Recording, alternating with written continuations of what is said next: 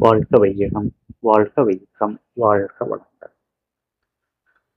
நினைவில் கொள்ளுங்கள், தியானம் மனதினால் செய்யப்படும் ஏதோ ஒரு செயல் அல்ல. அது மனம் அற்ற நிலை. மனம் நின்றவுடன் தியானம் ஆரம்பமாகும். உலக பணக்காரர்கள் 1000 பேர் வரிசையில் 1000 அருகில் நைஜீரியாவைச் சேர்ந்த பெமி ஒடேடோலா. ஆனால் அவர்தான் மிகவும் மகிழ்ச்சிகரமான பணக்காரர்கள் வரிசையில் முதல் இருப்பவர். ஒரு நேர்காணலில் ஃபெமி ஒடேடோலாவை தொகுப்பாளர் பேட்டி எடுத்தார்.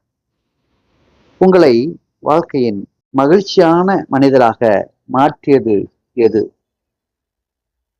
இந்த கேள்விக்கு பெமி கூறினார், நான் மகிழ்ச்சியின் 4 நிலைகளை கடந்து விட்டேன். இறுதியாக உண்மையான மகிழ்ச்சியின் அர்த்தத்தை புரிந்து கொண்டேன். முதல் கட்டமாக செல்வத்தை குவிப்பதாக அது இருந்தது. ஆனால் இந்த கட்டத்தில் நான் விரும்பிய மகிழ்ச்சி எனக்கு கிடைக்கவில்லை. பின்னர் மதிப்புமிக்க பொருட்களை சேகரிக்கும் 2ஆம் கட்டம் வந்தது.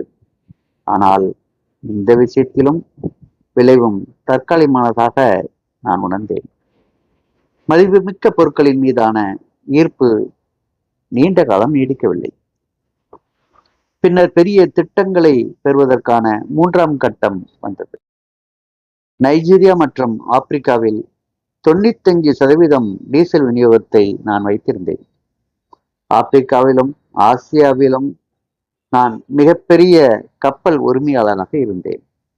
ஆனால் இங்கே கூட நான் கற்பனை செய்து வைத்த மகிழ்ச்சி கிடைக்கவே இல்லை. இறுதி காலத்தில் யதார்த்தமாக என் நண்பன் அவனுக்கு தெரிந்த பள்ளியில் ஊனமுற்ற குழந்தைகளுக்கு சக்கர நாற்காலி வாங்கி கொடுக்க சொன்னான். சுமார் 200 குழந்தைகளுக்கு என் நண்பன் கேட்டதற்காக நானும் உடனடியாக சக்கர நாற்காலிகளை வாங்கினேன். ஆனால் நண்பனோ நானும் உடன் சென்று சக்கர நாற்காலிகளை குழந்தைகளுக்கு ஒப்படைக்க வேண்டும் என்று வலியுறுத்தினான். சரி என்று நானும் மனமாறுதலுக்காக அவருடன் சென்றேன். நான் அங்கே சக்கர நாற்காலிகளை குழந்தைகளுக்கு என் கைகளால் கொடுத்தேன். அப்போது அந்த குழந்தைகளின் முகங்களில் விசித்திரமான பிரகாசத்தை நான் கண்டேன். அவர்கள் அனைவரும் சக்கர நாற்காலியில் உட்கார்ந்து சுற்றி நகர்ந்து வேடிக்கை பார்த்தனர். அவர்களின் ஆனந்தத்தை விவரிக்கவே முடியவில்லை. எனக்குள் ஏதோ சொல்ல முடியாத ஒரு அற்புதத்தை உணர்ந்தேன். எல்லாம் முடிந்து நான் வெளியேற முடிவு செய்த போது அந்த குழந்தைகளில் ஒரு பெண் குழந்தை என் கால்களை மிகச் செல்லமாக பிடித்துக் கொண்டது. நான் சிரித்துக்கொண்டே என் கால்களை மிக மெதுவாக விடுவிக்க முயன்றேன். ஆனால் குழந்தை என் முகத்தை உற்று பார்த்து கொண்டே விடாமல் இறுக பிடித்துக் கொண்டது. நான் குனிந்து குழந்தையிடம் கேட்டேன், உனக்கு வேற ஏதாவது வேணுமா? இந்த குழந்தை எனக்கு அளித்த பதில் மிகுந்த திருப்தி தந்தது. வாழ்க்கை பற்றிய எனது அணுகுமுறையை முற்றிலுமாக மாற்றியது அந்த குழந்தை கூறிய விஷயம்தான். நான் உங்கள் முகத்தை நினைவில் வைக்க விரும்புகிறேன். உங்களை சொர்க்கத்தில் சந்திக்கும் போது உங்களுக்காக கடவுளிடம் பேசி நான் உங்களுக்கு பிடித்ததை வாங்கி தருகிறேன் என்று சொல்லி சக்கர நாற்காலியில் ஏறி மற்ற குழந்தைகளுடன் விளையாட சென்று விட்டது.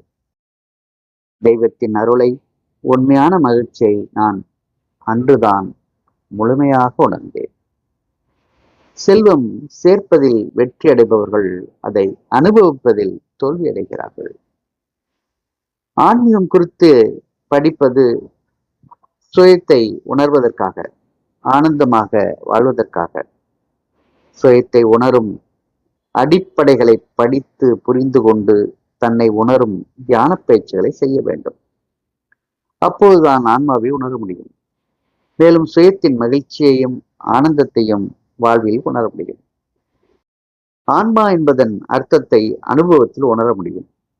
எந்த தியான பயிற்சியும் செய்யாமல் வெறுமனே படித்துக் கொண்டு சென்று கொண்டு இருந்தால் நம் வாழ்வின் எந்த மாற்றமும் ஏற்படாது.